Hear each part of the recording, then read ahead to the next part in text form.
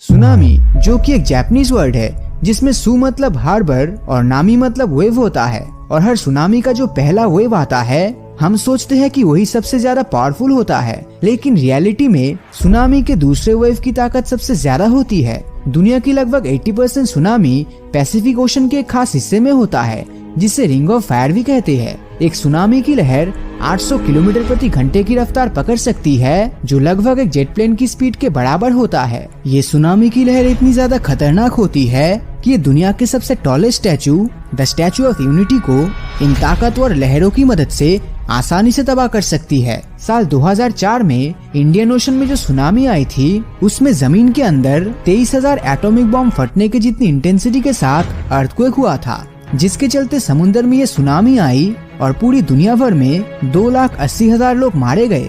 लेकिन क्या आप सभी को पता है कि यह सुनामी इतनी ज्यादा खतरनाक क्यों थी? चलिए जानने की कोशिश करते हैं। सुनामी की लहर समुद्र में उठने वाली आम लहरों से अलग होती है, क्योंकि जहां ये सामान्य लहर चांद के ग्रेविटेशनल पुल और समुद्र के पानी के डिस्प्लेसमेंट से उठती है, तो वही सुनामी लहरों के उठने का मुख्य कारण समुद्र के अंदर आया भूकंप होता है।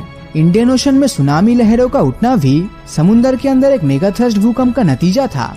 ये भूकंप 1600 किलोमीटर के सबडक्शन जोन में हुआ, जो बर्मा प्लेट के नीचे इंडियन प्लेट के खिसकने की वजह से उत्पन्न हुआ था। इन प्लेट्स के खिसकने से बहुत ही ज्यादा एनर्जी रिलीज हुआ और करीब 30 क्यूबिक किलोमीटर में फैला पानी डिस्प्लेस हो गया था, जिस वजह से पानी के अंदर करीब 5 मेगाटन के पावर की जितनी लहरें बनने लगी, जो वर्ल्ड वॉर 2 में इस्तेमाल किए गए सारे एक्सप्लोजिव की एनर्जी से भी दुगनी थी।